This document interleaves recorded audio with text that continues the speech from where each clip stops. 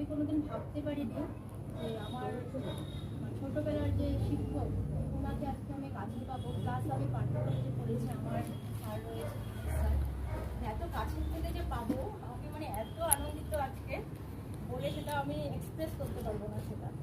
তো সেটার জন্য আমি স্যারকে, বদল স্যারকে অনেক ধন্যবাদ জানাচ্ছি। আর এরকম একটা সুযোগ করে দিয়েছি, সকালেও আনন্দে কাটলো আমাদের।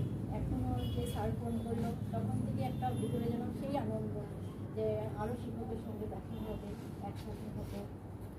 তো সেটার জন্য আমি স্যারকে অনেক ধন্যবাদ দেবো। আর এখানে উপস্থিত সকলকে আমি শিক্ষক দিবস উপলক্ষে শুভেচ্ছা জানাচ্ছি। আজকের এই সন্ধ্যার আমার এক্সপিরিয়েন্সটা একটু বলছি আর কি। আমরা মন্দিরে যখন ঘন্টা বাজাই তখন একটা ভাইব্রেশন তৈরি হয়। যদি আমি ভুল না হয় স্যার, যদি ভুল না হয়, ভাইব্রেশনটা বলে কি জায়গাটাকে খুব সুন্দর একটা পরিবেশ সৃষ্টি করে। সেরকম আমার এখন বর্তমানে ফিলিংসটা হচ্ছে আপনাদের এতগুলো শিক্ষাগুরু মানে গুরু দেখে একসঙ্গে অল্প অল্প কথা বলে আপনারা এত সুন্দর একটা পরিবেশ সৃষ্টি করেছেন। আমার মনে এই জিনিসটা অন্য কার কি হয়েছে যায় না, আমার মধ্যে কিন্তু খুব সুন্দর ভাইব্রেশন একটা সৃষ্টি হয়েছে। আমি খুব আনন্দিত। তাই আমি ব্যবস্থাপনায় ত্রুটি যথেষ্ট রয়েছে, সেজন্য আমি আপনাদের সবার কাছে ক্ষমা চাইছি।